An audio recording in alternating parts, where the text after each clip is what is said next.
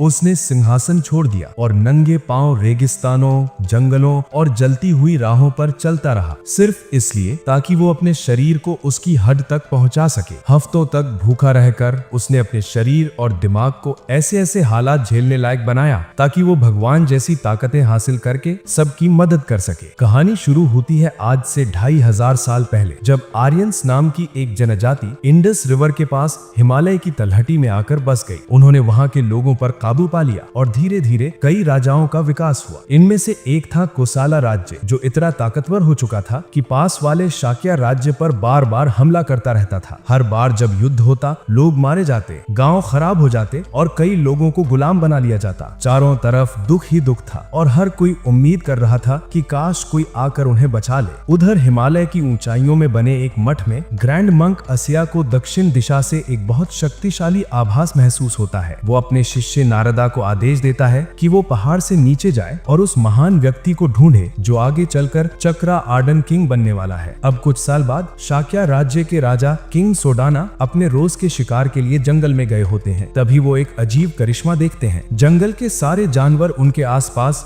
शांति से इकट्ठा हो जाते हैं बिना किसी डर के। तभी एक संदेश वाहक आता है और बताता है कि रानी ने उन्हें तुरंत बुलाया है। राजा फौरन महल लौटते हैं, जहाँ उनकी पत्नी क्वीन माया बताती है कि उन्हें एक दिव्य स्वप्न आया। एक विशाल सफेद हाथी जिसके 6 दांत थे, वो उनके शरीर में प्रवेश कर गया। ये सुनकर सोडाना खुश हो जाते हैं। वो उन्हें अपना जंगल वाला चमत्कार बताते हैं और कहते हैं कि लगता है धरती का हर जीव जंतु उन्हें आशीर्वाद दे रहा है। वो नदी की तरफ इशारा करते हुए कहते हैं, इस मौसम में तो सूखा पड़ जाता है, लेकिन इस बार कुछ भी ऐसा नहीं है। ये सब उस बच्चे की वजह से है जो जल्द ही पैदा होने वाला है। इधर महल के बाहर शाक्य के सैनिक कुछ कैदियों को लेकर गलियों से गुजर रहे थे। इसी दौरान एक छोटा सा गुलाम लड़का चपरा उन्हें देख लेता है और पास जाने की कोशिश करता है, लेकिन गलती से स्थानीय गुंडों से टकरा जाता है। वो उसकी टोकरी में रखी कीमती चीजें देखकर उसे धमकाते हैं कि अगर जान बचानी है तो सब सौंप दो। चपरा तुरंत भाग लेता है और गुंडे उसके पीछे दौड़ पड़ते हैं। भीड़ भाड़ वाली गलियों में दौड़ते दौड़ते वो एक तंग गली में घुसकर सांस ले ही रहा था कि अचानक एक छोटा लड़का टाटा उसके ऊपर कूद पड़ता है और उसके हाथ से कपड़ा छीनकर भाग जाता है। बाद में जब चपरा अपने मालिक को ये बात बताता है तो बेचारे बच्चे को खूब कोड़े मारे जाते हैं। उसकी माँ जैसे ही ये सुनती है, वो दौड़कर आती है और मालिक से कहती है कि सजा उसे दे दी जाए, लेकिन मालिक मना कर देता है और कहता है कि औरत उनकी संपत्ति है। फिर थोड़ी दया दिखाते हुए चपड़ा को 3 दिन देता है कि वो कपड़ा वापस ला कर दे, वरना वो उसकी माँ को बेच देगा। चपड़ा ये सोचकर ही टूट जाता है। मार्केट से गुजरते वक्त उसे वही कपड़ा एक दुकान में दिखाई देता है। वो उसे चुराने की कोशिश करता है, लेकिन तुरंत पकड़ लिया जाता है और बहुत बुरी तरह पीटा जाता है। किसी तरह लड़खड़ाता हुआ वो सीढ़ियों से नीचे गिर जाता है और दर्द में वो मन ही मन कसम खाता है कि चाहे कुछ भी हो जाए वो गुलाम व्यापारियों को उसकी माँ को बेचने नहीं देगा। तभी ऊपर दीवार पर टाटा फिर दिखाई देता है। इस बार वो अपने दोस्तों के साथ था और चपरा को देखकर हंसने लगता है। चपरा उससे कपड़ा वापस मांगता है, लेकिन टाटा और जोर से हंसने लगता है और अपने दोस्तों को उस पर हमला करने को कहता है। चपरा कुछ लड़कों को मारकर गिरा देता है, लेकिन उनकी संख्या ज्यादा होने की वजह से वो उसे जमीन पर गिराकर बुरी तरह पीट देते हैं। जमीन पर पड़े हुए चोटों से भरे चपरा की सांसें भी मुश्किल से चल रही थी। वो रोते रोते टाटा से कपड़ा लौटाने की भीख मांगता है और उसे बताता है कि अगर उसे कपड़ा नहीं मिला तो उसकी माँ को बेच दिया जाएगा। थोड़ी देर बाद चपरा एक टूटी फूटी झोपड़ी के अंदर होश में आता है और सामने टाटा को खड़ा देखता है। टाटा तुरंत अपनी बहन को आवाज लगाता है कि वो आकर चपरा के जख्मों का इलाज करे। थोड़ी देर बाद उसकी बहन आती है और चपरा को एक कड़वी दवाई पिलाती है जो उन्होंने आसपास मिल जाने वाली जड़ें उबालकर बनाई थी। दवाई के बाद टाटा अपना नाम बताता है और बोलता है कि वो कपड़ा जो उसने छीना था वो पहले ही बेच चुका है। ये सुनते ही चपरा गुस्से में चिल्ला पड़ता है, लेकिन टाटा की बहन उसे झट से रोकती है और कहती है कि उनका गुजारा ही चोरी करके चलता है और मजाक उड़ाते हुए बोलती है कि शायद वो गली में खड़े खड़े सपने देख रहा था और कोई उसका सामान ले उड़ा। चपरा उन्हें बताता है कि उस कपड़े की वजह से वो शायद अपनी माँ को कभी नहीं देख पाएगा। ये सुनते ही टाटा और उसकी बहन दोनों का चेहरा उतर जाता है। धीरे से टाटा कहता है कि वो चपरा की माँ को छुड़ाने में उसकी मदद करेगा। थोड़ी देर बाद उसी दिन गुलाम व्यापारी औरतों को लेकर जा रहे थे, जिनमें चपरा की माँ भी शामिल थी। तभी अचानक जंगल से एक टाइगर निकलता है और दोनों व्यापारियों को वहीं मार देता है। फिर वो चपरा की माँ की तरफ बढ़ता है, लेकिन उससे पहले चपरा पत्थर उठाकर उस पर टूट पड़ता है। वो पत्थर फेंक ही रहा था कि तभी टाइगर झाड़ियों में वापस कूद जाता है। उसी पल झाड़ियों के अंदर से टाटा की आत्मा निकलकर उसके शरीर में वापस लौट आती है और छोटी सी मुस्कान के साथ वो जानवरों से घिरा खड़ा होता है। उसी वक्त रास्ते से गुजर रहा एक साधु मंक नरदिता इसे देखता है और सोचता है कि क्या ये वही धन्य बालक है जिसके बारे में उसके गुरु अस्या ने बताया था। लेकिन उसे जश्न मनाने का वक्त नहीं मिलता, क्योंकि तभी कोसाला की सेना कपिलावस्तु यानी शाक्य राज्य की राजधानी पर हमला करने पहुंच जाती है। टाटा चपरा को बताता है कि कोसाला राज्य उनकी जमीन पर कब्जा करना चाहता है और सेना उनके गांव से ही होकर जाएगी। ये सुनकर टाटा अपनी माँ और बहन की याद आकर घबराकर गांव की तरफ भागता है। कोसाला सेना का जनरल एक निर्दयी और खूनी इंसान था, जिसे लोगों को मारकर अजीब सी खुशी मिलती थी। वो पागलों की तरह हंसते हुए गांव को जलता देख रहा था। जैसे ही सेना गांव में घुसती है, टाटा अपनी माँ और बहन को ढूंढने के लिए दौड़ता है, लेकिन उसे सिर्फ उनकी लाशें मिलती हैं। टूटे हुए दिल के साथ वो बदला लेने की कसम खाता है और चपरा उससे वादा करता है कि वो हर हाल में उसके साथ खड़ा रहेगा। उस रात जब कोसाला की सेना राजधानी की तरफ निकलने से पहले जश्न मना रही होती है, चपरा और टाटा दूर से उन्हें देखते हैं और जनरल तक पहुंचना कितना मुश्किल है इस पर परेशान होते हैं। तभी टाटा धीरे से चपरा को अपनी योजना बताता है। वो अपनी आत्मा सेना के एक घोड़े में डाल देता है और घोड़ा अचानक पागलों की तरह दौड़ना शुरू कर देता है। पूरे कैंप में हफदड़ मच जाती है। इसी मौके का फायदा उठाकर चपरा उस घोड़े पर कूदता है और सीधे जनरल के पास पहुंचता है। फिर वो तीर उठाकर जनरल को मारने की कोशिश करता है, लेकिन जनरल आखिरी पल में सिर घुमा लेता है और बच जाता है। कुछ ही सेकंड्स में चपरा और घोड़ा दोनों भाले लिए सैनिकों से घिर जाते हैं। तभी अचानक टिड्डियों का झुंड पूरे कैंप पर टूट पड़ता है और सेना पूरी तरह अफरा तफरी में आ जाती है। मौका देखकर टाटा और चपरा जनरल का पीछा करते हुए नदी तक पहुंचते हैं। वहां भागते भागते जनरल फिसलकर पानी में गिर पड़ता है और तुरंत भूखे मगरमच्छ उसे घेर लेते हैं। चपरा बदला लेने के लिए तीर चलाने ही वाला था कि एकदम से रुक जाता है और सोचता है कि क्या वो पूरी जिंदगी गुलाम की तरह जीना चाहता है। जनरल डर के मारे चिल्लाता है कि अगर चपरा उसकी जान बचा ले तो वो अपनी सारी दौलत दे देगा। टाटा उसे रोकने की कोशिश करता है, लेकिन चपरा उसकी बात अनसुनी कर देता है और एक एक करके सारे मगरमच्छ मार गिराता है। फिर पानी में कूदकर जनरल को बाहर खींच लाता है। चपरा टाटा से माफी मांगते हुए कहता है, ये आदमी ही मेरी किस्मत बदलने की चाबी है। ऊपर वाले ने मुझे जिंदगी में एक ही बार मिलने वाला मौका दिया है। अगर मैं इसकी सेना में ऊपर तक पहुंच गया तो हम दोनों अपनी गुलामी से बाहर निकल सकते हैं। टाटा का मन नहीं मानता, लेकिन चपरा की बातों के आगे वो धीरे धीरे सर हिला देता है और मान जाता है। अगले ही दिन एक सिपाही भागता हुआ आकर किंग सुडाना को बताता है कि कोसाला की सेना रात के अंधेरे में रोहिणी नदी से चुपचाप निकल गई है। टिड्डियों के झुंड ने उनका ज्यादातर सामान खराब कर दिया था और उनका जनरल बुडाई भी लापता बताया जा रहा है। ये सुनकर किंग सुडाना हल्की मुस्कान के साथ राहत की सांस लेते हैं। शाक्या के सैनिक खुशी से चिल्लाने लगते हैं। राजा अपनी पत्नी क्वीन माया के पास जाते हैं और कहते हैं कि अब वो सुरक्षित तरीके से अपने मायके जाकर बच्चे को जन्म दे सकती है। उधर दूसरी तरफ टाटा और चपरा कोसाला के बेस कैंप पर पहुंचते हैं। चपरा टाटा का शुक्रिया अदा करता है कि उसने उसकी स्वार्थी लगने वाली बात मान ली। फिर वो टाटा से कहता है कि अब वो घर वापस जाए और उसकी माँ को बता दे कि चपरा एक दिन जरूर उसे लेने आएगा। टाटा वापस लौट जाता है। चपरा बेहोश पड़े जनरल बुडाई को लेकर कैंप में दाखिल होता है। कोसाला के सैनिक भागते हुए आते हैं। जल्दी से वैद्य को बुलाओ और जनरल को स्ट्रेचर पर ले जाते हैं। चपरा भी थका हुआ होने का नाटक करके जमीन पर गिर पड़ता है। बिल्कुल जैसा उसने सोचा था, सारा सीन उसी हिसाब से होता है। जब जनरल बुडाई होश में आता है, वो चपरा को बुलाता है। वो पूछता है कि वो उसकी मेहनत का कैसे बदला चुका सकता है, लेकिन चपरा बस मुस्कुरा कर कहता है, आप आराम करो, बस यही काफी है। जनरल उसे गोद लेने का प्रस्ताव देता है और कहता है कि अब से वो उसे अपनी सेवा में रखेगा। चपरा ये मौका बिना एक पल गंवाए स्वीकार कर लेता है। दूसरी तरफ शाक्या राज्य में क्वीन माया को उनके मायके ले जाया जा रहा था। रास्ते में रोहिणी रिवर के पास डेरा डालना पड़ता है, क्योंकि उन्हें नदी अगले दिन पार करनी होती है। हर सैनिक को सख्त आदेश था, रानी की सुरक्षा सबसे जरूरी है। सुबह होते ही सूरज की पहली किरणें पड़ते ही पेड़ के नीचे ढेर सारे जानवर इकट्ठा होने लगते हैं और तभी साफ हो जाता है कि बच्चे का जन्म हो चुका है। क्वीन माया अपने नवजात बच्चे को देखकर कहती हैं, सारा संसार तुम्हें आशीर्वाद दे रहा है। लेकिन जैसे जैसे वक्त बीतता है, उनकी तबीयत खराब होने लगती है। सैनिक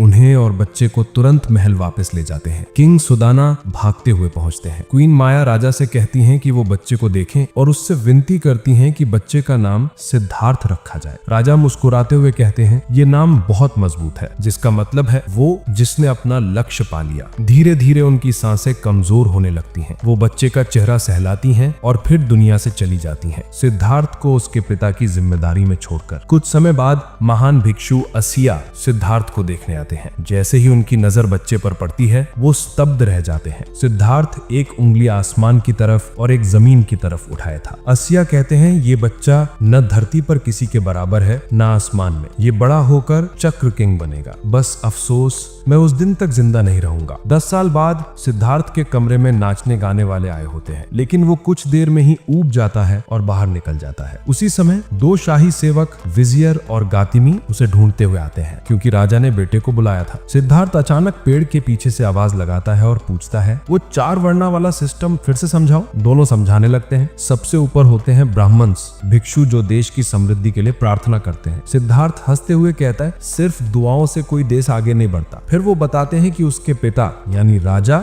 और सिद्धार्थ खुद क्षत्रिय है, यानी योद्धा और रईस। उसके बाद आते हैं वास यानी आम लोग और व्यापारी, और सबसे नीचे होते हैं शूद्र यानी मजदूर और गुलाम। सिद्धार्थ गुस्से में पूछता है, गुलाम सबसे नीचे क्यों रखे जाते हैं? ये क्या बेहुदा नियम है? लेकिन दोनों उसे चुप कराते हुए राजा के पास ले जाते हैं। दरबार में एक योद्धा बंडाका अपने काम के लिए तारीफ पा रहा था। राजा उसे देश की समृद्धि के लिए मेहनत जारी रखने को कहते हुए उसे नया जनरल नियुक्त कर देते हैं। सिद्धार्थ आता है तो राजा उसे बंडाका से मिलाते हुए कहते हैं, ये एक उस्ताद तीरंदाज है। पिछले 10 साल में कोसाला राज्य बेहद ताकतवर हो चुका था। उन्होंने अपने दुश्मनों को हर तरफ से कुचल दिया था, और अब जब सेना अपनी ताजा जीत से लौटती है तो सैनिक और आम लोग जोर जोर से नाम चिल्ला रहे थे, चपरा चपरा चपरा। उसे इज्जत और सम्मान के साथ स्वागत मिल रहा था। सबको पता है कि जनरल बुद्धाई ने उसे अपना बेटा बना लिया है, और सेना में खबर फैल चुकी है कि चपरा अब जनरल की विरासत का चुना हुआ वारिस है। भीड़ के बीच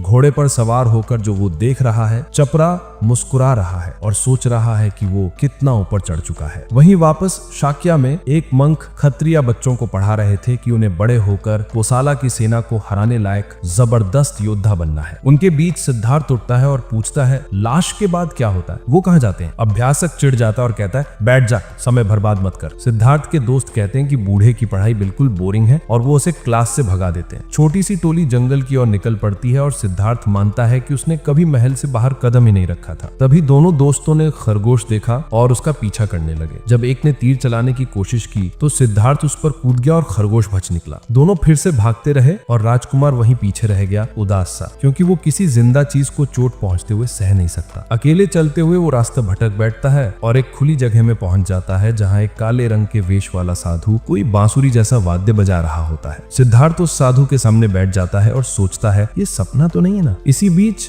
जाका की टांग कीचड़ में धंसने लगती है और वो मदद के लिए चिल्लाता है। सिद्धार्थ और दूसरा लड़का उसे पेड़ से खींचने की कोशिश करते हैं, पर पेड़ की डाली टूट जाती है और जाका गहरे कीचड़ में धंसता चला जाता है। आखिरकार उसकी सांसें थम जाती हैं। ये सब देखकर राजकुमार टूट जाता है और दौड़कर अपनी स्टेप मदर के पास जाता है, जो उसे गले लगाकर सांत्वना देती है, खुशी से कि वो बच गया। पर जब वो बोलता है कि जाका मर गया तो उसकी तबीयत खराब हो जाती है। स्टेप मदर उसे आराम करने को कहती है और खुद राजा के पास जाती है। वो खुद को उस दुख के लिए दोषी मानती है। राजा कहता है कि उस बच्चे की नाजुकता उसकी जन्म मां माया की वजह से है, और वो भरोसा दिलाता है कि उसने उसे अच्छे से पाला है। फिर राजा घोषणा करता है कि अब जब बच्चा 10 साल का हो गया है तो उसकी मार्शल ट्रेनिंग शुरू की जाएगी। अगले दिन सिद्धार्थ शांति से एक तितली के साथ खेल रहा था कि अचानक एक तीर तितली को मार देता है। यह नजारा राजकुमार को झंझोर देता है और वो गुस्से से भर जाता है। उसी वक्त उसके पिता का जनरल बंडाका और राजा साथ में आते हैं। राजा बताते हैं कि आज से यही बंडाका उसकी मार्शल ट्रेनर होगा। सोदाना कहते हैं, प्रिंस होने के कारण नरमी मत दिखाना, और बंडाका खुशी खुशी राजी हो जाता है। जब बंडाका सिद्धार्थ को धनुष बाण का अभ्यास करवाता है तो पहले खुद कुछ परफेक्ट शॉट दिखाता है, पर जब राजकुमार को आजमाने के लिए कहा जाता है तो वो मुश्किल से तीर छोड़ पाता है। उसे धनुष संभालने में दिक्कत होती है। एक दूसरे ट्रेनिंग सेशन में सैनिक देखते हैं कि जनरल बंडाका राजकुमार को पूरी ताकत से धक्का दे रहा है, जबकि वो केवल 10 साल का है, मगर बार बार उस पर हमला करवाकर उसे खुद की रक्षा करना सिखा रहा है। जैसे जैसे ट्रेनिंग आगे बढ़ती है, बंडाका उसे घुड़सवारी पर ले जाता है और शौकिया तौर पर जानवरों को निशाना बनाकर मारने लगते हैं, जिसे देखकर सिद्धार्थ रुकने की गुजारिश करता है। बंडाका कहता है, कमजोर होना छोड़ दे, और हिरण का दौड़ाते हुए पीछा करता है। सिद्धार्थ पीछे पीछे भागता है और कहता है कि उसे छोड़ दे। जब बंडाका परफेक्ट शॉट लेने की कोशिश करता है तो सिद्धार्थ जानबूझकर खुद पर तीर चला देता है ताकि बंडाका का ध्यान भटक जाए और हिरण बच निकले। बंडाका कहता है कि किसी राज्य के राजा को मजबूत होना चाहिए और दया की जरूरत नहीं होती। फिर आज की ट्रेनिंग खत्म कर देता है। ठीक ऐसे ही 5 साल गुजर जाते हैं और कोसाला राज्य के शहर सवत्ती में भीड़ चिल्लाकर चपरा का नाम ले रही होती है। चपरा अखाड़े में खड़ा होता है और एक जबरदस्त योद्धा से भिड़ रहा होता है। उसकी हर चाल सटीक और बेबाक है। एक रईस औरत उसकी फुर्ती और हुनर देखकर खुद को रोक नहीं पाती और तारीफ करती है, क्योंकि वो आसानी से प्रतिद्वंदी को हरा देता है। वो एक बाजी के बाद दूसरी बाजी जीतता है। कभी कभी ऐसा लगता है कि जीत मुश्किल हो जाएगी, पर उस रईस औरत की चिंता और चाहत ही उसे और भी तेज कर देती है और आखिरकार जीत फिर उसी का नाम लिखवा देती है। उस दिन शाम को जनरल बुद्धाई चपरा से मिलते हैं और उसे बधाई देते हैं। वो कहते हैं कि अगर कल के फाइनल मैच में एक जीत और मिल गई तो राजा की ट्रॉफी भी उसकी होगी और हीरो ऑफ द पीपल का खिताब भी। चपरा आत्मविश्वास से सिर हिलाता है और वादा करता है कि वो अपने नाम पर कोई दाग नहीं लगने देगा। उसी वक्त वो पहले वाली नोबल लेडी आती है और उसे एक फूल देकर उसकी जीत के लिए दुआ करती है। उसके जाते ही बुद्धाई बताता है कि वो विजियर की बेटी लेडी मलिका है। फूल हाथ में लेते हुए चपरा को ऐसा लगता है जैसे जीत का स्वाद अभी से उसे मिल गया है। अगले दिन लॉर्ड चपरा अखाड़े में जोरदार शोर और तालियों के बीच प्रवेश करता है। उसका आखिरी मुकाबला लॉर्ड बिंडिका से है, जो एक रईस खानदान का सबसे बड़ा बेटा है। इशारा मिलते ही दोनों योद्धा घोड़े दौड़ाते हुए तलवारें भिड़ाते हैं। चपरा का कद छोटा होने की वजह से वो साफ कमजोर दिख रहा था। उसके सारे वार बिंडिका बड़ी आसानी से रोक लेता है और आखिर में वो चपरा को घोड़े से नीचे धकेल देता है। लेकिन चपरा हार नहीं मानता। वो कूद कर उस पर झपटता है, पर बिंडिका घोड़े को मोड़कर उसे लात मारकर फिर जमीन पर गिरा देता है। इसके बाद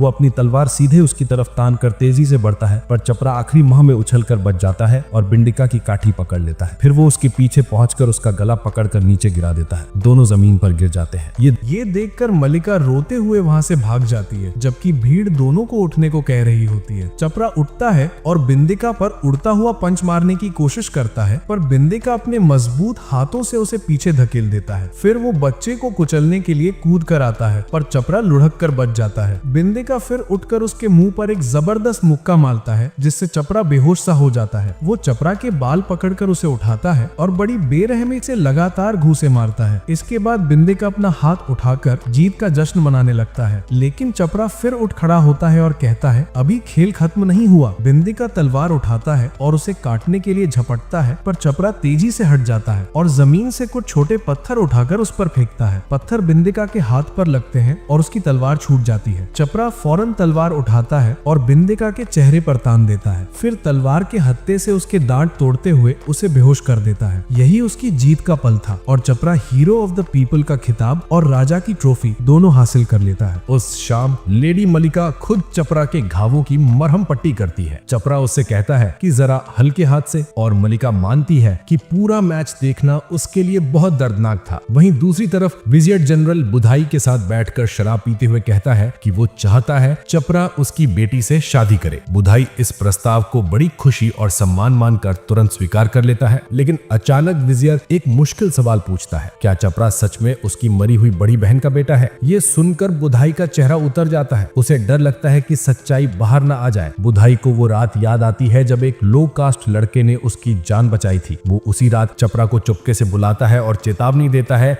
कि अगर किसी को पता चल गया कि वो एक शूद्र पैदा हुआ था तो दोनों की जिंदगी बर्बाद हो जाएगी, इसलिए इस राज को किसी भी कीमत पर छिपाए रखना होगा। बुधाई ये कहकर चला जाता है। उधर शाक्य राज्य में सिद्धार्था अब एक जवान और सुंदर राजकुमार बन चुका है। ट्रेनिंग में वो जनरल बंडाका को बहुत प्रभावित करता है, यहाँ तक कि शाक्य के सैनिक भी हैरान होते हैं कि वो कितनी तेजी से इतना मजबूत हो गया है। किंग सुदाना अपने बेटे को सिर्फ 15 साल की उम्र में इतना उत्कृष्ट देखकर गर्व महसूस करता है और बंडाका भी उसकी प्रगति से खुश था। शाम को हमेशा की तरह सिद्धार्था चुपके से बाहर निकल जाता है और शाही पहरेदार उसके पीछे भागते हुए उसे वापस लाने निकल पड़ते हैं। सिद्धार्था आसानी से पहरेदारों को पीछे छोड़कर भाग निकलता है। घोड़े को तेज दौड़ाते हुए जब वो शहर के बीच से गुजर रहा था, तभी उसे एक दुखी जोड़ा मिलता है जो अपने बच्चे की मौत पर रो रहा था। कुछ देर बाद कुछ और लोग बाहर आते हैं, बीमार, थके हुए और समाज से निकाले गए लोग। वो सिद्धार्था से दया की भीख मांगते हैं। बिना एक पल सोचे सिद्धार्था अपने रेशमी कपड़े और कीमती गहने उतार कर फेंक देता है। स्लम के गरीब लोग उन चीजों को उठाने के लिए टूट पड़ते हैं। इसी बीच कुछ स्थानीय गुंडे वहां पहुंच जाते हैं। वो बीमार लोगों को लात मारकर दूर करते हैं और बोलते हैं कि मरते हुए लोगों को इन चीजों का क्या फायदा, और खुद सब लूट लेते हैं। लूटने के बाद उनकी नजर सिद्धार्था पर पड़ती है। वो उसकी तरफ बढ़ते ही हैं कि अचानक एक औरत आकर चिल्लाती है, लड़के को हाथ मत लगाना। गुंडे उसे अपनी बहन कहते और बहस करने लगते हैं, पर वो डरावने लहजे में बोलती है कि अगर किसी ने लड़के को छुआ तो सबकी गर्दन उड़ जाएगी। गुंडे परेशान होकर पीछे हट जाते हैं। औरत मुड़कर सिद्धार्था से कहती है कि वापस चल, सब उसे ढूंढ रहे हैं। सिद्धार्था उसे रोकना चाहता है। वो रुककर अपना नाम बताती है, मिगुएला। वो सिद्धार्था को समझाती समझाती है कि इन लोगों को चीजें देने से कुछ नहीं बदलेगा, ये सब आधे मरे हुए लोग हैं, अपने परिवारों द्वारा छोड़े गए, बस मौत का इंतजार कर रहे हैं। वो कहती है कि तू महल के बाहर की जिंदगी को समझ नहीं सकता। ये सुनकर सिद्धार्था गुस्सा हो जाता है और पूछता है, तो क्या तू वो दुनिया जानती है जो मैं नहीं जानता? अगले दिन मिगुएला सिद्धार्था को पूरे शहर में घुमाती है। जगह जगह बुरी हालत में लोग देखकर सिद्धार्था उदास हो जाता है। मिगुएला उसे बार बार आगे बढ़ने को कहती है, लेकिन सिद्धार्था बार बार रुककर उनकी तरफ देखता रहता है। फिर सिद्धार्था एक दास को देखता है जिसे सिर्फ एक फल चुराने की कोशिश करने पर बुरी तरह पीटा जा रहा था। ये देखकर वो रो पड़ता है। पहली बार उसे समझ आता है कि उसके लोग कैसी तकलीफों में जी रहे हैं। मिगुएला उसे समझाती है कि मरना सबको है, चाहे कास्ट हो या स्टेटस, सब इंसान है। उसी दोपहर ट्रेनिंग में सिद्धार्था का मन नहीं लगता और वो जल्दी निकल जाता है। वो कहता है आज का दिन बहुत खूबसूरत है और घोड़ा दौड़ाते हुए मिगुएला के पास पहुंच जाता है। दोनों शहर घूमते हैं और नाव पर बैठकर सब देखते हैं। मिगुएला उसे पूछती है, तू मेरे साथ ऐसे आराम से घूम रहा है, तुझे पता है ना कि मुझसे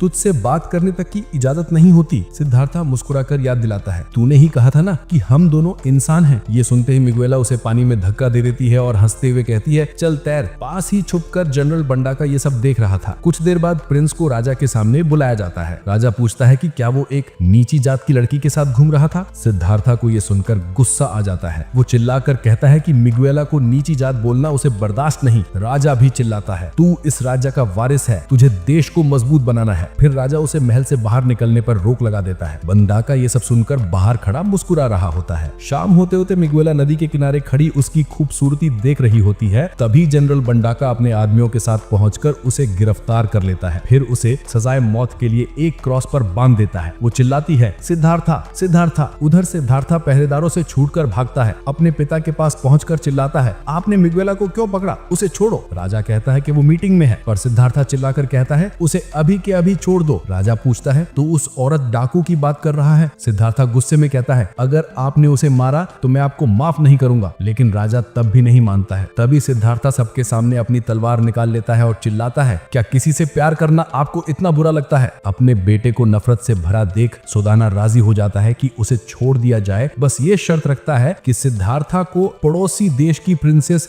यशोधरा से शादी करनी होगी। ये सुनकर सिद्धार्था का मन घृणा से भर जाता है। लेकिन जब भीड़ मिगुएला को मारने के लिए चिल्लाती है, वो खुद को संभालता है और दबाव में शादी की पेशकश स्वीकार कर लेता है। लेकिन जनरल बंडाका एक लाल गर्म तलवार लेकर आता है और माला की दोनों आंखें जला देता है। सिद्धार्था चिल्लाता है, तुमने ये क्या किया? बंडाका जवाब देता है, मैंने उसे अंधा कर दिया ताकि वो अब मुझे कभी ना देख सके। मिगुएला प्रिंस से कहती है कि अब इस बात की चिंता मत करो। और जब उसे ले जाया जा रहा होता है, वो चिल्लाती है, सिद्धार्था तुम्हारा चेहरा मेरी आंखों में सदा के लिए रहेगा। मैं खुश हूँ कि मैं तुम्हें मिली और हमने साथ में वो थोड़ा वक्त बिताया। तुम एक महान राजा बनना। जाते वक्त उसकी आंखों से बस आंसू निकल रहे थे। फिर सिद्धार्था की शादी प्रिंसेस यशोधरा से होती है। सब खुश नजर आते हैं सिवाय प्रिंस के। किंग सुदाना बेटे से कहता है कि जब वो पैदा हुआ था तब महान साधु आसा ने भविष्यवाणी की थी कि वो महान चक्रवर्तन राजा बनेगा। इसी बीच छोटा लड़का टाटा चपरा की माँ और साधु नारीदत्ता के साथ कोसल राज्य पहुंचता है। टाटा कहता है कि चपरा यहीं कहीं होगा। तभी भीड़ में जनरल के आने की आवाज आती है। टाटा ऊपर कूद कर देखता है तो पता चलता है कि जनरल कोई और नहीं बल्कि चपरा ही है। चपरा की माँ उदास हो जाती है, जबकि टाटा उत्साहित होकर जनरल के महल जाने की मांग करता है। चपरा की माँ कहती है कि बस अपने बच्चे को देख लेना ही मेरे लिए काफी है। बाद में चपरा कोसल के लीडर्स को कहता है कि वो फिर से शाक्य राज्य पर हमला करें और वहां की उपजाऊ जमीनें अपने कब्जे में लें। सभी इसके पक्ष में हैं और तैयारी शुरू हो जाती है। एक संदेश वाहक युद्ध की खबर शाक्य तक पहुंचाता है। किंग सुदाना सिद्धार्था से कहता है कि उनका राज्य छोटा है और अब तक युद्ध से बचना एक चमत्कार था, लेकिन अब लगता है कि युद्ध अनिवार्य हो गया है। सिद्धार्था खून खराबे से नफरत जताता है, लेकिन किंग उसे चिल्लाकर समझाने की कोशिश करता है कि अगर वो पीछे हटे तो कोसल उनका राज्य जड़ से मिटा देगा। सिद्धार्था कुछ नहीं समझ पाता और किंग कहता है कि ऐसी सोच वाला राजा नहीं बनता। कुछ दिन बाद कोसल की सेना और शाक्य की सेना सीमा के एक गांव के पास टकराती है। चपरा हमला करता है और प्रिंस सिद्धार्था युद्ध से तंग आ चुका था। जनरल बंडाका उससे कहता है कि वो ऊपर बैठकर अपने सैनिकों को मरते हुए देख सकता है। तभी एक सैनिक जहर भरा घड़ा लेकर आता है। बंडाका अपने तीरों को उस जहर में डुबोता है और कहता है कि जो भी तीर लगेगा वो मरेगा। सिद्धार्था जनरल से पूछता है कि क्या लोगों के मरने पर उसे मजा आता है? जनरल कहता है, हाँ, जैसे कोई खूंखार दानव। जनरल लड़ाई का रुख बदलने जाता है।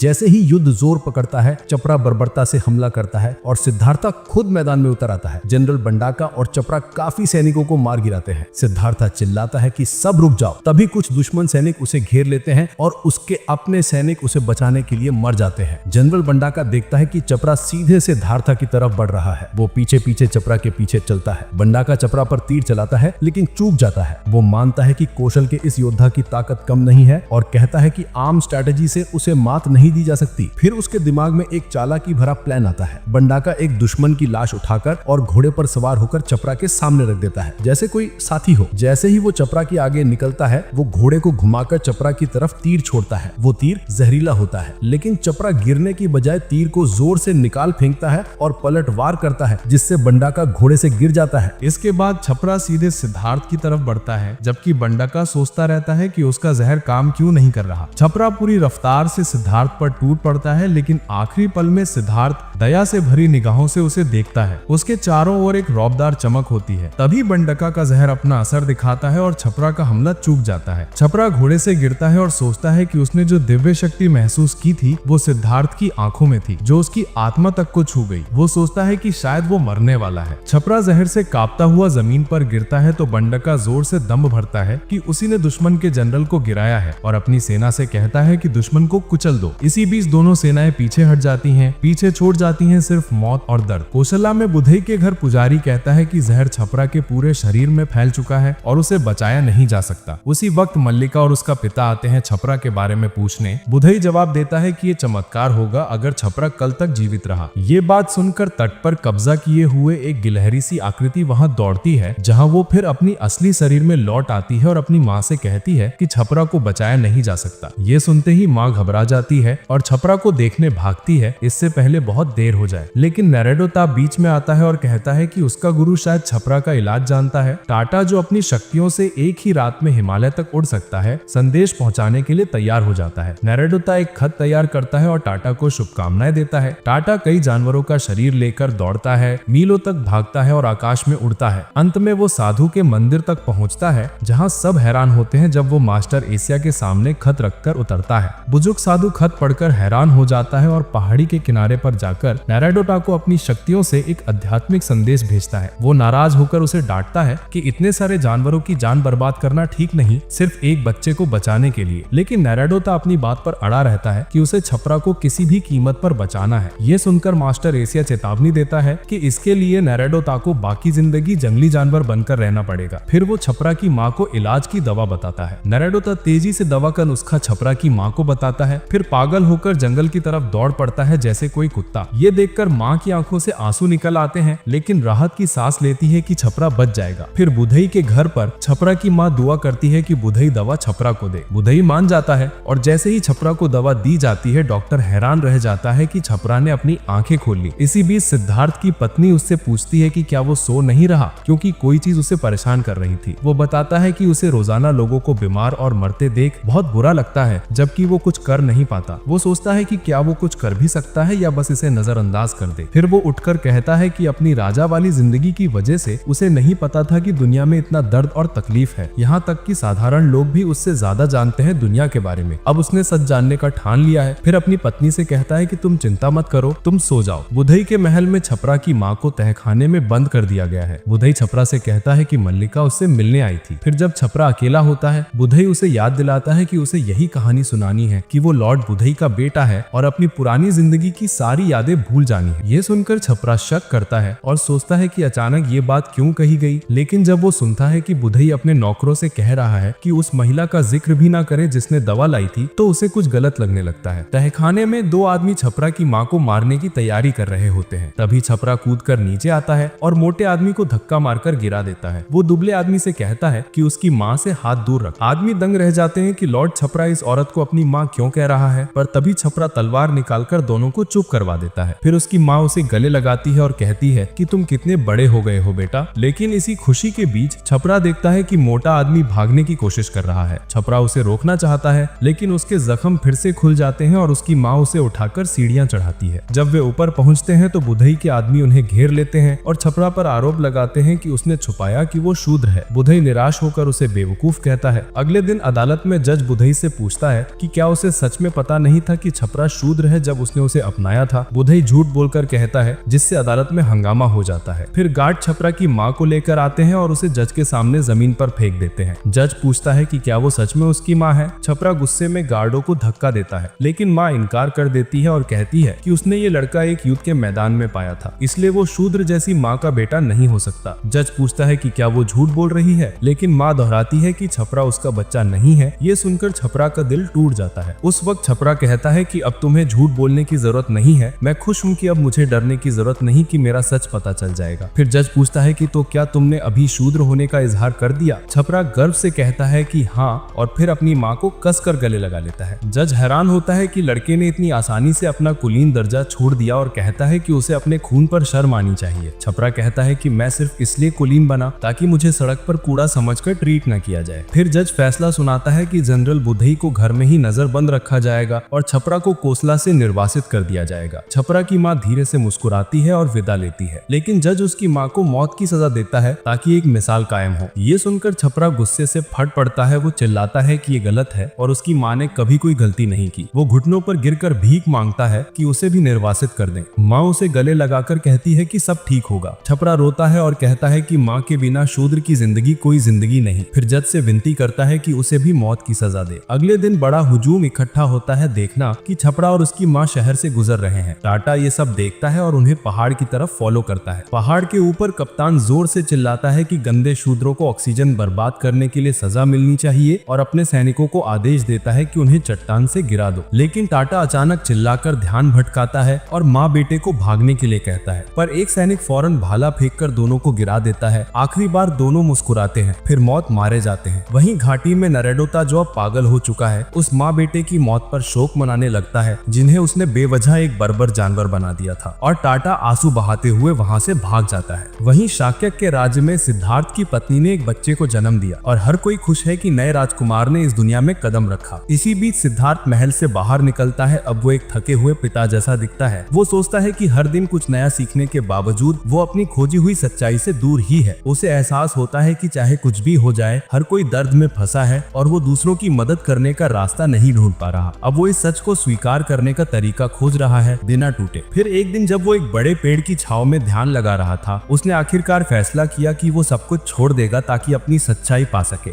एक रात सिद्धार्थ अपने पिता को आराम से सोते देखता है और माफी मांगता है कि उसने उनका भरोसा तोड़ा। फिर वो घोड़े पर सवार होकर जंगल की ओर निकल जाता है। कुछ देर बाद उसका एक नौकर दौड़कर आता है और वापस चलने को कहता है। सिद्धार्थ उससे कहता है कि शांत हो जाओ और घोड़ा वापस घर ले जाओ। नौकर हैरानी से देखता है कि प्रिंस अपने महंगे कपड़े और गहने उतार कर नौकर को दे रहा है। फिर सिद्धार्थ तलवार निकालकर अपने सारे बाल मुंडवा देता है जैसे कोई सख्त साधु हो। वो नौकर को ये सब लेकर रानी को देने को कहता है और बताता है कि वो सच्चाई खोजने के बाद लौटेंगे। महल में रानी आंसू भरी आंखों से उसके सामान को थामे हुए हैं और राजकुमारी बाल पकड़कर रो रही है। इसी वक्त एक संदेश वाहक आता है और बताता है कि कोसला की सेना अब हमला कर रही है। उस समय राजा बंडका को बुलाते हैं और उसे कमान सौंपते हैं, लेकिन बंडका उस पर पलट जाता है और कहता है कि वो तभी कमान लेगा जब उसे अगला राजा बनाया जाएगा। राजा उसे समझाने की कोशिश करता है, लेकिन बंडका तलवार की नोक उसकी तरफ कर देता है और साफ कर देता है कि अगर उसे राजा नहीं बनाया तो उसकी जान ले लेगा। राजा मजबूर होकर उसे शाक्य का अगला राजा बना देता है। युद्ध के मैदान में कोसला की विशाल सेना आगे बढ़ रही है और बंडका शाक्य की सेना का नेतृत्व कर रहा है। बंडका के नेतृत्व में धनुर्धर दुश्मन पर तीरों की बरसात करते हैं और पैदल सैनिकों को गिरा देते हैं। बंडका खुद भी आगे बढ़कर कई सैनिकों को मार देता है। फिर कोसला के हाथी सैनिक झोंक पड़ते हैं और उसे पीछे हटने पर मजबूर करते हैं, लेकिन बंडका तीरों को चीरता है और उल्टा उन्हें दुश्मन पर वापस मारता है। फिर अपने घोड़े पर हाथी के ऊपर से कूदकर उन्हें तेजी से खत्म कर देता है। वो दुश्मनों के सामने ताकत दिखाता है, उनका मजाक उड़ाता है और चिल्लाता है कि अब से उन्हें नए राजा का नाम याद रखना चाहिए। तभी एक भाला उसके मुंह में घुस जाता है जो उसे मौत के घाट उतार देता है, जिससे युद्ध खत्म हो जाता है। कुछ समय बाद सिद्धार्थ शवों के पहाड़ के बीच चलता है। वो सभी के गहरे दुख महसूस करता है और धीरे से बंडका की आंखें बंद करता है। फिर पहली बार अपने जीवन में ताली बजाता है और दिल से उन सभी खोई हुई आत्माओं के लिए प्रार्थना करता है। फिर वो उस राज से दूर चलता है जिसे कभी अपना घर कहता था। वहीं नारोडाटा जंगल में जानवर की तरह जीवन बिताता रहता है और मिगेला और टाटा भी अपने अपने रास्ते चलते हैं। सिद्धार्थ अपनी सच्ची राह खोजने के सफर पर निकल पड़ता है, जबकि उसकी माँ आसमान से उसकी देखभाल करती है। कई साल बाद एक अंधेरी रात को डाकुओं जंगलों का एक गिरोह मोटे व्यापारी और उसके काफिले पर हमला करता है। डरे हुए लोग भाग जाते हैं, जबकि गिरोह का नेता जो बड़ा हुआ टाटा है डरपोकों पर हंसता है। तभी टाटा के लोगों को व्यापारी के कीमती सामान मिलते हैं और वो उसे बुलाते हैं। मिगेला भी उसके गिरोह का हिस्सा है और वो सुझाव देती है कि लूट को पास के गांव ले जाएं जहां वो ठहरे हुए, क्योंकि कोसाला फिर से शाक्या पर हमला करने वाला है। टाटा अपने सबसे अच्छे दोस्त के साथ कोसाला की बेईमानी को याद करते हुए कसम खाता है कि वो उन्हें कभी नहीं छोड़ेगा। तभी उसकी नजर एक चट्टान पर बैठे साधु पर पड़ती है। वो पास जाकर देखता है कि वो कोई और नहीं बल्कि एक साधु है। वो उससे पूछता है कि क्या वो शाक्या के राजकुमार सिद्धार्था को जानता है, जो सब कुछ छोड़कर साधु बन चुका है। टाटा कहता है कि सिद्धार्थ एक मूर्ख था जो आलिशान जिंदगी छोड़कर चला गया, लेकिन ये सुनकर साधु नाराज हो जाता है और बताता है कि साधु जो ये कष्ट उठाते हैं वो बिना वजह नहीं करते, वो अगले जन्म के पुण्य के लिए ऐसा करते हैं। ये सुनकर टाटा हंस देता है और मिगेला मजाक में कहती है कि वो तो एकदम सही एस्थेटिक साधु बनेगी, क्योंकि उसकी पूरी जिंदगी तो दुखों से भरी है। फिर वो साधु को चैलेंज करती है कि अगर सच में वो मानता है कि जीवन का मकसद दुख उठाना है तो वो अपनी आंखें जलाकर साबित करे। साधु बिना हिचकिचाहट के एक मशाल लेकर घुटने के बल गिर जाता है और जलती हुई मशाल सीधे अपनी आंख में घूम देता है। अगले दिन एक शिकारी देखता है कि सिद्धार्थ के बाल साधुओं के लिए बहुत लंबे हैं। वो उसे एक रेजर देता है और घर आने का निमंत्रण भी देता है ताकि वो बाल संवार सके। अपने घर पर शिकारी सिद्धार्थ को एक नया वस्त्र देता है और कहता है कि उसके पास